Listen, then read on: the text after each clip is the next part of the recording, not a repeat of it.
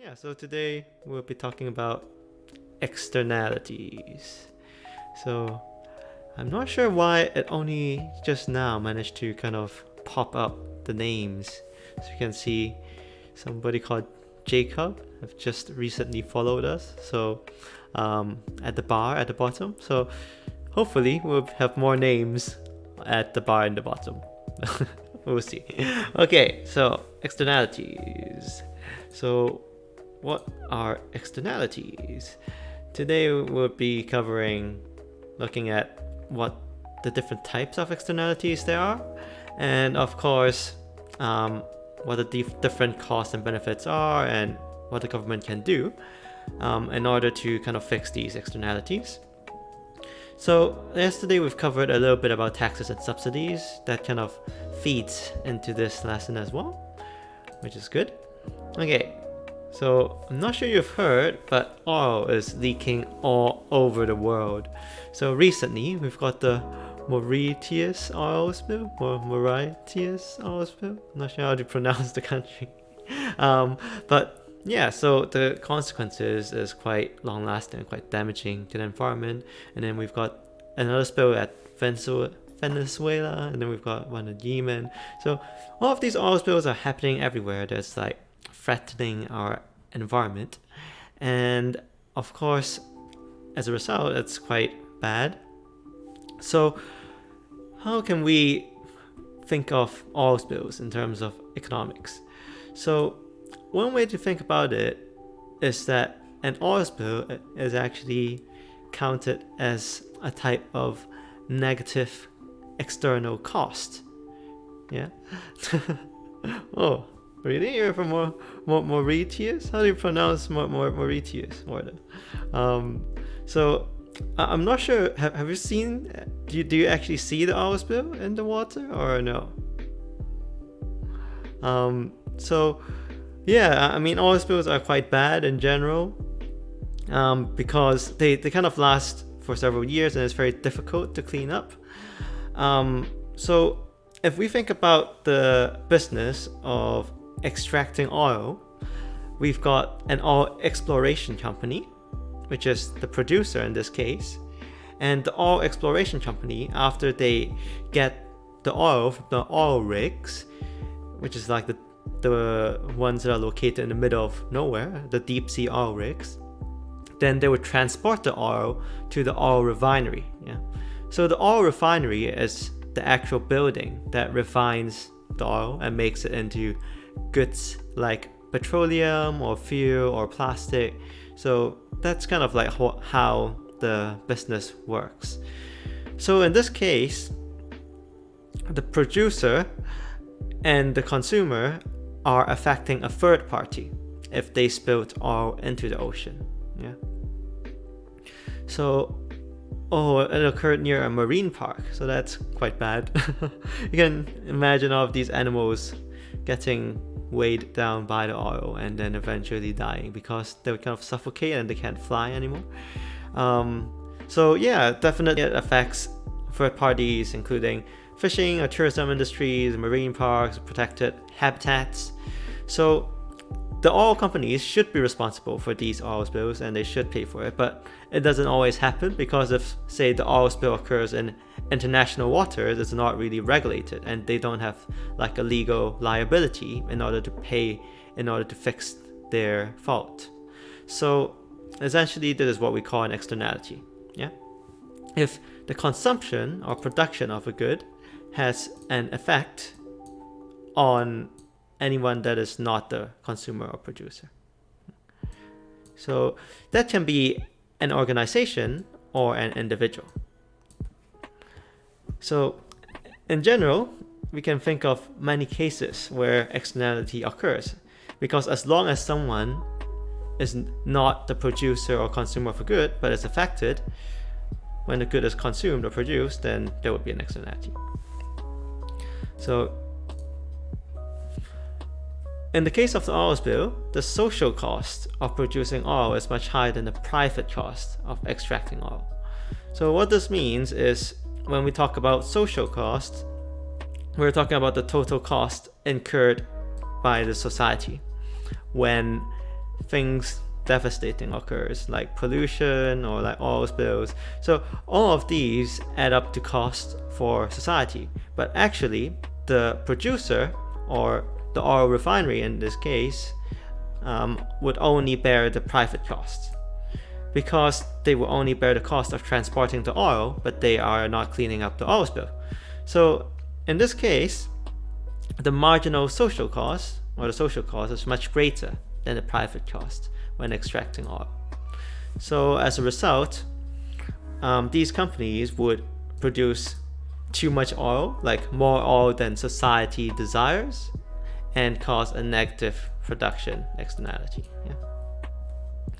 So in this case, it is a negative production externality because the oil spill is harming the environment. And we see a picture of quite a few cruise ships, not cruise ships, but water projecting ships that's trying to clean up the mess. Okay, cool. So there are of course other types of negative production externalities that would affect third parties when we produce a good. So this is about Brazilian farmers, and they're burning down the rainforest in order to clear up some land for farming and for crops and things like that. So that of course creates a lot of carbon emissions, and it would affect third parties like you and me through climate change and global warming. And then air pollution as well, definitely. So there are a lot of factories and manufacturing in China which pollutes the air. And when I searched for like Chinese smog, this is like just some of the pictures. So you can see like the entire city are covered in smog. And supposedly, if they clear up the smog, the life expectancy of everyone can be increased by 3 years. So that's quite significant in terms of the health impact and the health costs to the economy. And of course, during the time of COVID, there would be less pollution because there's less production. So there would be less negative production externalities if there's less production, of course. Okay, and a negative production externality, so there's like the economic diagram that we would use in order to show a negative production externality. We can see the two different cost curves here. This is the MSC, would be the social cost. So let me just label that with my pen. Okay, social cost. Social cost would be MSC, and then this one, MPC, would be the private cost. So the private cost of production of a good would be lower than the social cost because the firm does not fix the problems it's caused to the environment. And in general, we know that if there's lower cost of production, then supply would shift to the right? And that is the reason why the private cost, which is lower, would be on the right of the social cost, which is higher, when you account for damage done to the environment and if the firm needs to pay for that damage. So whenever it's like a production externality, what we want to do is to have two supply curves. So, and then we want to figure out which one is on the outside and which one is on the inside. And then of course we also have the demand curve, which in this case does not have an externality in the demand because we're not consuming a product. So we just put the private benefit equal to the social benefit. So just to reiterate the terms again, social benefit equals to external benefit plus private benefit. And same for cost as well. So social costs, I'll just put it here. Yeah, a little bit of space. Social cost equals to external cost plus private cost. So this is important because you'll get asked later. So external cost is the cost to the third party, so the cost to the environment in this case, whereas the private cost is the cost of production, so the cost of extracting the oil. So external cost would be the cost of oil spill, and then private cost is the cost of extracting oil. And then the social cost is both of these two things added together. Yeah. So when you look at society as a whole, we look at both the cost to the producer and the third party. Okay, so if we move forward, and same for benefits as well. So we've got external and private benefit, and then if we add them up, there'll be social benefit. Okay, so negative production externalities to optimize the total benefit. So in order for the market to be efficient, or for externalities to be avoided, we should be producing at what we call the social optimum. Social optimum. So the social optimum is where the social curves meet. So MSC should be intersecting with MSB at this point, right? So that's why, because it's where these two lines meet, this would be like the social optimum. And the private optimum is the kind of like the best outcome for the individual if they don't need to account for the external cost or external benefit. So what this means, the private optimum, of course, is where the private curves meet. So MPC equals MPB. So what this means is that in general, for all exploration, if we don't care about it, and if we let the government just if the government just let it happen, then it would occur at this quantity, at a higher quantity. So this would be like the private quantity if it is left unattended, and then the other one would be the social optimal quantity, right? So we can see we would be, in this case, overproducing, because the private quantity or exploration that's done by the firm is much higher than the social quantity, or the quantity which society desires. So yeah, it's important to keep in mind which one is the social optimum, which one is the private optimum. Then we'll be able to determine, of course, this triangle area, which you might be familiar with, called the welfare loss. So in this diagram, this is just trying to show why the externality is a problem. When we look at the costs here and then the benefits down here, we can see that from the price axes, the marginal cost, so the cost if we produce at this quantity, is much higher than the benefit we're getting from this quantity. So the cost would be, of course, the yellow line, and then the benefit is the red demand curve, right? So we can see there's a difference of this height. What this means is, for this unit that we're producing at that quantity, we are costing ourselves this amount. And for this quantity here, we'll be costing this amount. So let's say Q3 and then Q4. So each of these quantities, we are actually incurring a cost to society, because the MSC is much higher than the actual benefit that's being gained. So each of these here, we're actually, society would be making a loss. And as a result, if we produce at the social optimum, then we won't have this area, and then we won't be making a loss. And we won't be having something called welfare loss or dead weight loss to society. So if we operate at the social optimum, we would be efficient, or what we call allocatively efficient. So allocative efficiency occurs when demand is equal to supply in the market, so that we'll be producing the right goods and we're allocating our resources in the right way.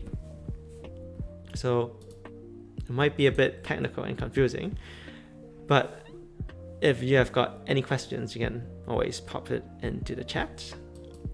So when you actually draw out the diagram in your exams and all of that, then actually all you have to do is just draw out this. So you don't need to draw out the marginal cost or marginal benefit and all of that stuff. So you just need to label the area, the triangular area of the welfare loss, and the prices and the quantity. So always remember that the triangle of an externality of the welfare loss, they always point towards the social optimum. Yeah. So if the social optimum is like here, then this would be the triangle. But in this case, we know the social optimum is here because it's where the social curves meet. So that's why this red triangle of welfare loss will be pointing towards it. So that's a good way to remember, and especially for other externalities as well, because it can get confusing quite quickly. Okay, so now let's talk a bit about social media. So I'm not the type of person who always diss on social media, but I am a bit critical of it at times. You can see some of the problems from news headlines. So employees spend over 32% of their time on social media daily. So most likely they will probably spend even more time nowadays because they will be working at home due to COVID. But yeah, we can see that it's actually costing the employer money, right? If the people that they're hiring are actually just spending time on social media instead of working. Facebook moves to stop election misinformation. So I think a lot of you have already heard how countries can actually manipulate voting and manipulate elections by kind of spending campaign money on social media ads, by distributing false information, or what's that term that Trump always uses? Fake news. Yes, fake news. So of course this might be a potential problem, right? So it might be a cost. It would be a cost to society, which is again a third party in this case, because the society isn't the one that's consuming social media. Teens spend nearly 9 hours every day consuming media. So I'm not sure how many hours do you guys spend consuming social media. You guys can pop it into the chat, and then you can compare with each other to see how many hours you spend.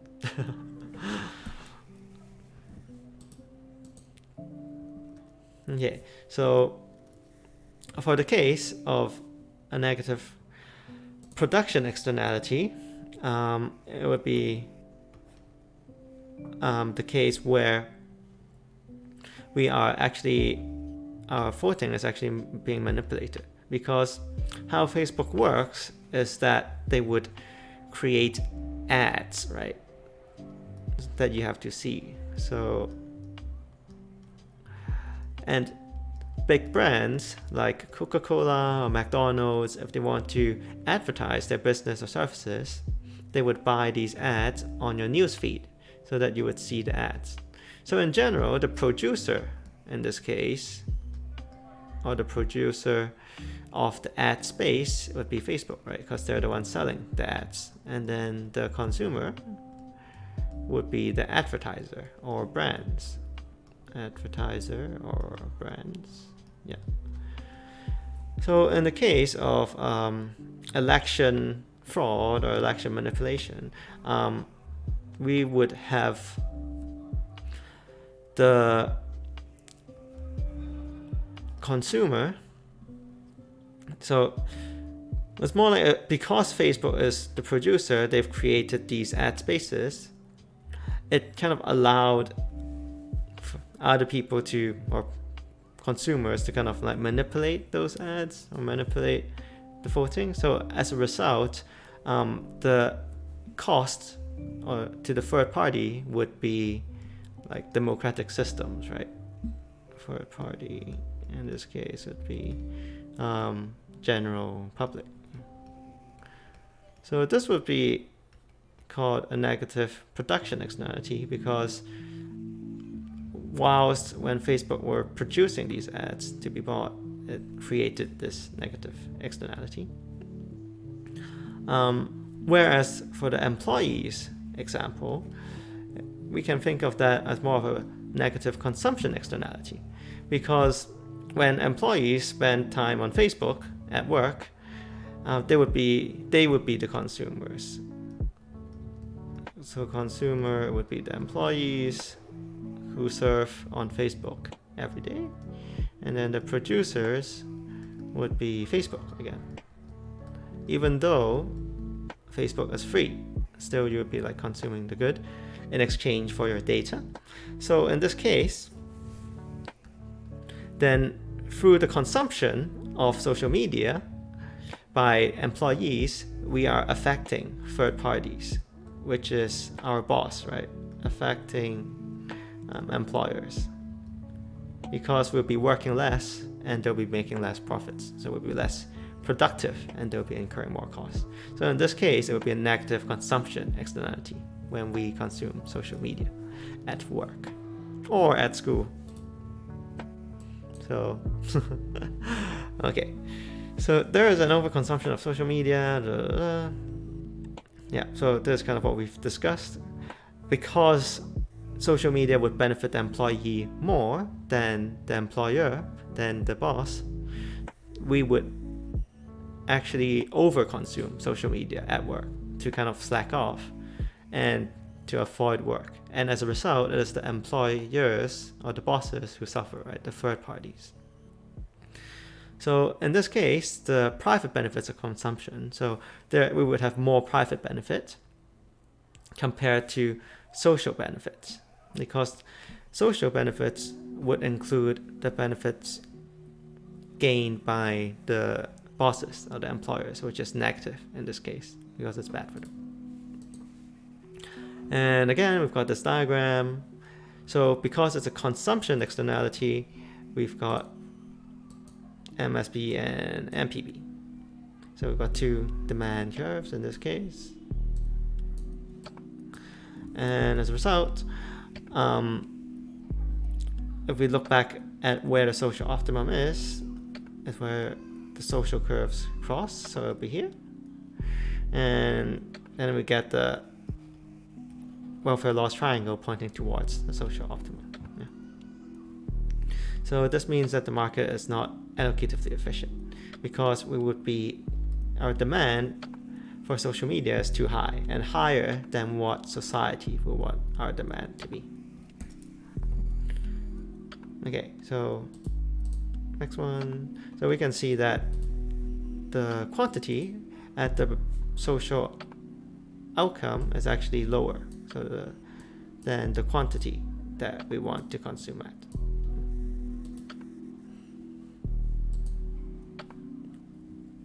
So this is just another typical example of negative consumption externalities, where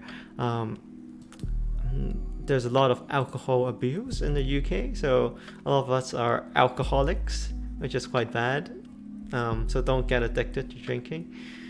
We can see 1 in 10 people actually are alcohol dependent in a hospital bed. So that's quite a lot, right? It's like 10% of all hospital admissions are caused by drinking. And the NHS is spending 3.5 billion pounds a year.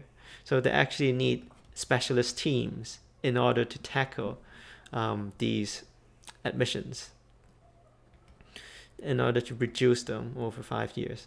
So we can see that the consumption of alcohol is affecting a third party, which is the NHS, but not just the drinker, because it's costing the government money and it's costing taxpayers money.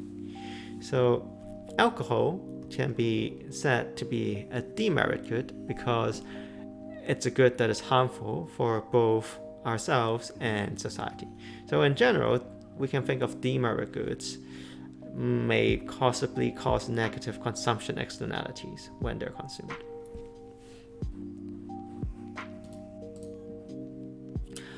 So after this thing, social media a bit, I think it's important to look at some of the benefits it brings, because at the end it's just a type of technology, and all types of technology tends to give us some type of benefit.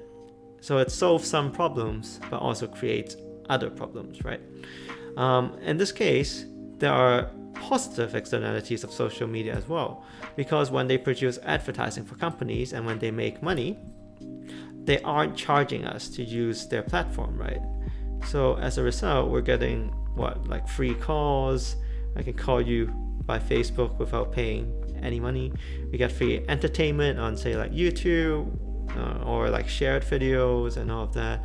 And it's also a platform where people can, share their skills, right, and distribute knowledge, especially for YouTube. I'm not sure if you've heard of this javelin athlete. So these guys in the Olympics, they would throw like some type of spear. So a javelin athlete. So I think he's from some part of Africa, and he just watched like YouTube videos, and eventually he got so good at throwing javelin that he got into like the Olympics. But that's kind of crazy, just by like watching YouTube videos and like practicing every day. But yeah, so there is some economic benefit, I would say, especially from technology and from social media. So in this case, these would be positive externalities, or positive production externalities. So how do we kind of make up our mind about social media? We need to understand the actual costs and benefits of the technology, right? But that's exactly the problem, because it's hard to calculate these costs and benefits for social media, since the costs and benefits that social media bring us is quite intangible, right? So let's say if there's an election manipulation going on, how do we quantify the cost of an election manipulation? How do we calculate the cost of Trump being president, right? So it's very, very tricky. And also, at the end of the day, these tech companies are still being funded by shareholders and have a profit-making incentive. So perhaps we need to figure out a better system to incentivize our companies, especially in terms of technology companies. Otherwise, they might bring about negative externalities or negative effects overall to society. Okay, so then positive production externalities. So we mentioned about how social media can bring about positive externalities, because through the creation of ads for advertisers, they are providing us a free service in order to connect with each other. So in this case, because it's a production externality, we've got two supply curves, the private cost curve and then also the social cost curve. So as a result, when there's a positive externality, it means that society would want the company to produce that good in a higher quantity, because that good is beneficial, right? So as we can see, for the social optimum here, where the social cost and the benefits curve meet, the quantity is higher than what the company itself just wants to produce. So ideally, if we can increase the production of these free services, or free internet services, then it would benefit society as a whole. So we've talked a bit about positive production externalities. It's good to look at positive consumption externalities as well.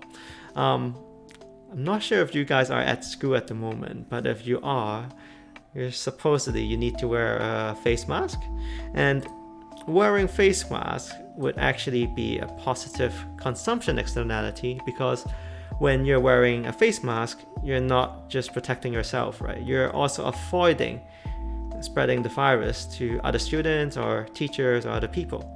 So as a result, the other students would be the third party in this case. So third party is like classmates, right? Unless you want your classmates to get infected with COVID, then I'm not sure if you've got any enemies in class, then you might want to cough on them or something, but try not to do that. So the third party would be the classmates. The producer would be the mask manufacturer, right? Mask manufacturer. And then the consumer would be you, or the mask buyer. So this would be a positive consumption externality, because when you buy it, you are generating benefits to other people. Similarly, for vaccines, also have a positive consumption externality, because when you get vaccinated and you get immune, it reduces the chance of you spreading COVID to others, and which is why vaccines are so important. So supposedly we would have like 8,000 jumbo jets to transport the vaccines globally once they're ready. Yeah, we discussed that.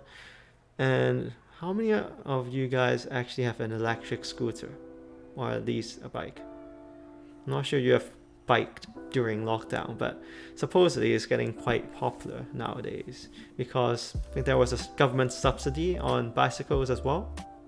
So in general, exercise is quite good for us and quite good for others as well, because when we exercise, we are healthier and essentially we are using less of the public healthcare system.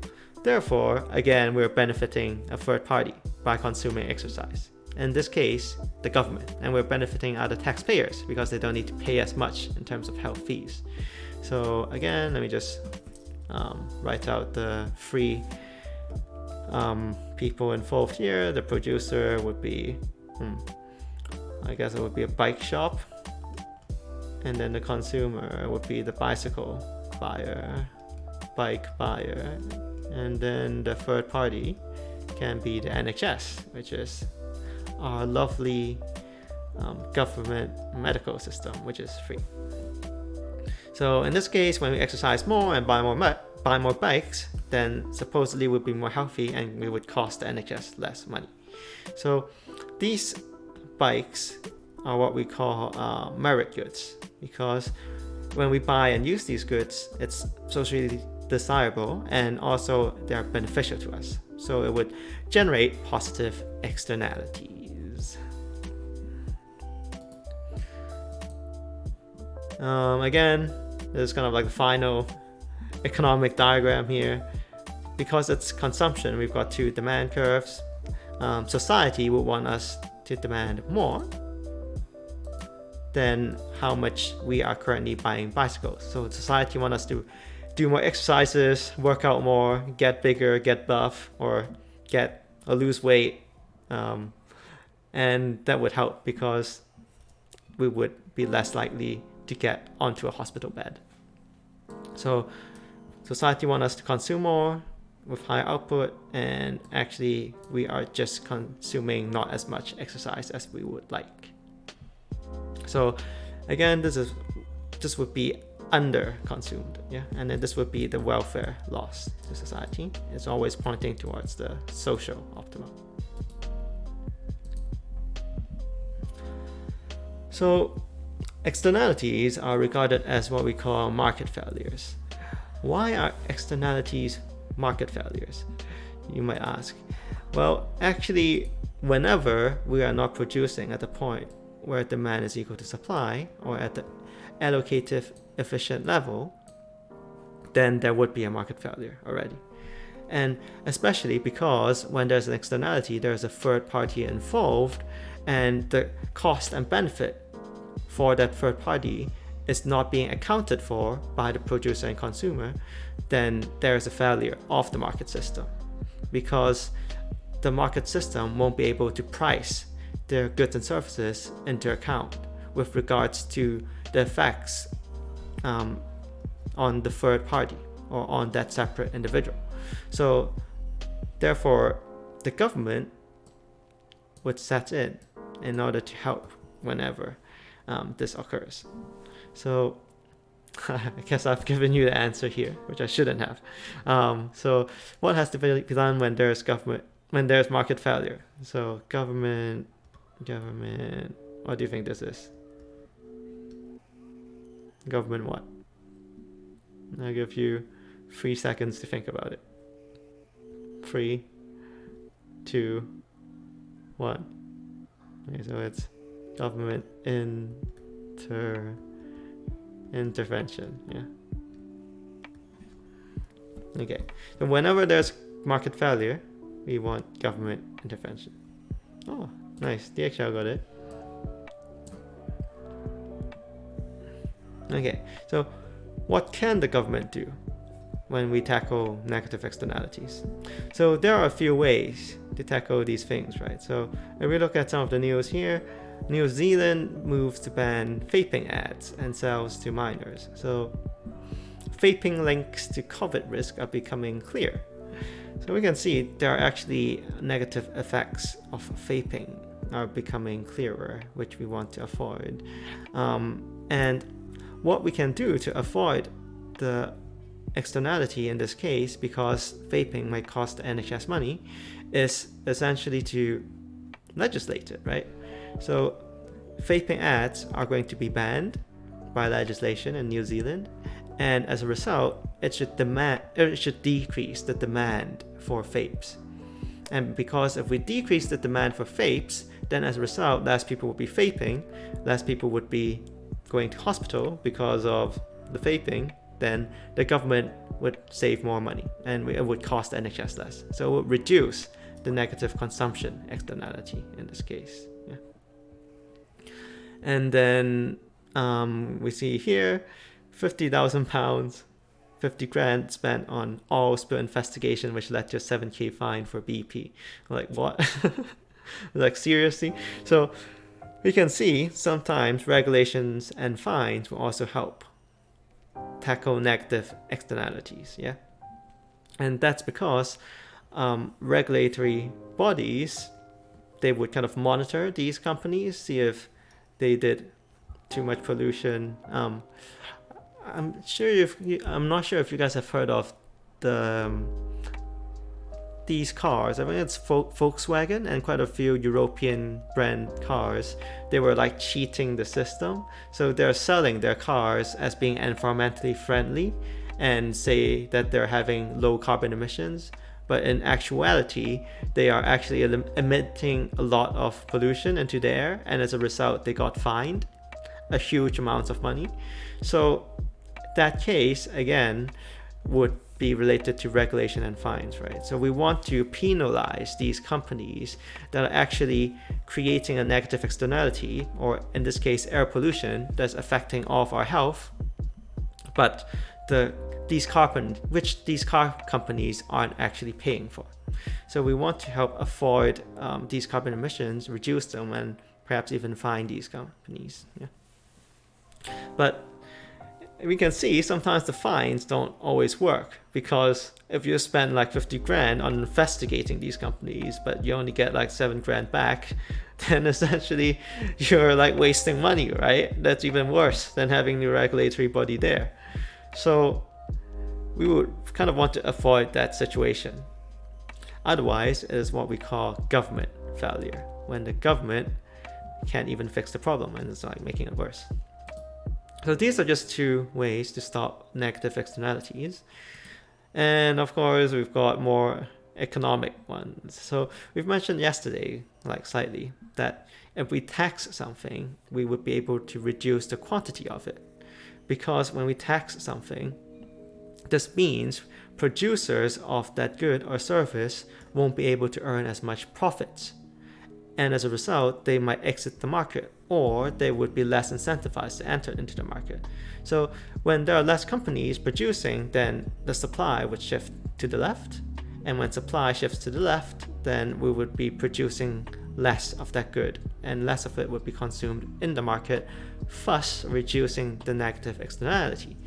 So in this case, if we tax vapes, for example, then there might be less vapes being produced, and as a result, the quantity goes down, and also the negative externality, so like the health risks of vaping and the cost to NHS will also decrease. So that's the negative production externality here. Another benefit of taxing these negative goods is that actually it would gain revenue, right? As in, the government will be able to make money from these taxes of demerit or detrimental goods. Then as a result, the government can use the money gained from these taxes on alcohol, cigarettes, and things like that to kind of help solve the problem. So they can spend that money on, say, advertising or education campaigns to tell people the negative effects of vaping or cigarette smoking. So this, of course, would also help to reduce the demand for these negative goods, and as a result, help our society be more economically efficient. So one final way would be to set a minimum price. So how would a minimum price work? If, say, you set a minimum price for alcohol, which is currently the case in Scotland, because whiskey is too cheap in Scotland, I guess. But it's like £3 or £4, and then you get like a whole bottle of whiskey. So if you want to drink whiskey, go to Scotland. But we want to set a minimum price for whiskey such that it's not as easily accessible. So in this case, in this diagram, the reason that we are consuming at Q1, which is too much, is because it's too cheap, right? One way of looking at it. So if we set a minimum price at P2, say here, we can see this minimum price actually meets the demand curve at this point at Q2, right? So this would actually help to contract the demand, and as a result, it would reduce the quantities of whiskey in the market because we're making it more expensive. So minimum price would be helpful for negative consumption externalities, but not production externalities usually. So we can bear that in mind. So that's kind of like the solutions for negative externalities. And then if we look at positive externalities, again, face masks in Wales, and then we get like subsidies for schools and colleges to buy face masks. So subsidies will actually encourage the consumption of a good, and as a result, this would be quite helpful because, again, for positive externality, we would want people or the producers to produce more of the good, and we want people to consume more of the good, right? So, and of course, we also have the Education Act. So it's quite an old legislation that actually forces us to study, forces us to be in school. So this 1870 Education Act would be an example of a legislation that's enforcing us to consume education, which would be a positive externality and a merit good. Because when we get educated, we would be able to teach others, and we would be able to add more value to our economy. So making all of us richer, because we will be more productive as an economy.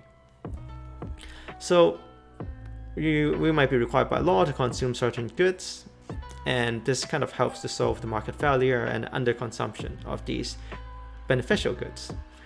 Wow, imagine if you have a law which forces us to eat our 5 a day, like vegetables and fruits. That would be quite that would be quite totalitarian, but it might make all of us healthier. Okay, and of course, advertising and education, right? Yeah, 5 a day would be a good example for that. 5 a day. So we always see the government advertising, you must have your 5 a day fruits and vegetables. Trying to draw an orange here, and then maybe I can also draw like vegetables.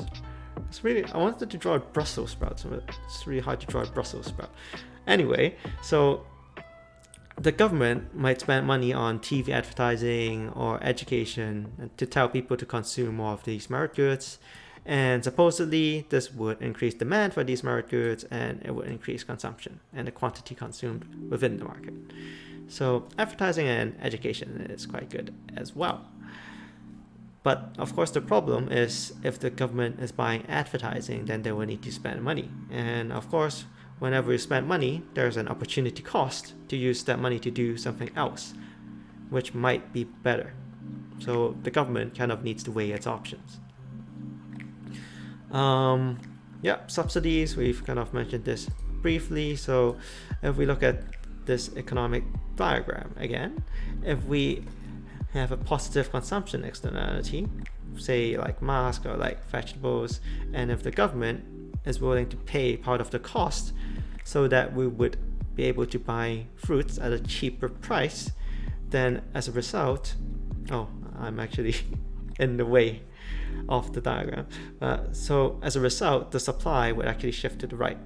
So we can see this supply curve S, and then this supply would be S1. Yeah. So if the supply curve shifts to the right, then as a result, we can see the supply curve actually intersects with the private benefit here. So private benefit is how much we're actually buying, right? So if the supply curve increases, then it reduces the market price, and we would actually be buying more fruits and vegetables. So we can see here that more fruits and vegetables, of course, would be good for us, and it would kind of take away this welfare loss. Okay. Final one. Of course, we've got the maximum price. So the government can also set a price ceiling to force the price down to P3. So again, subsidy is just one of the ways to reduce the market price from originally P1, which is where the private curves meet. So the private curves are always the original equilibrium. So this is where the private curves meet. So the original price would be at P1, but another way to reduce the price from P1 to P3 so that we consume the socially optimal amount would be, of course, to set a maximum price to make it cheaper. So if the maximum price is set below the market equilibrium, then we'll be able to consume more of the good, and as a result, this would help reduce the positive consumption externality, and we'll be gaining even more welfare than we imagined. And I believe that's pretty much it for this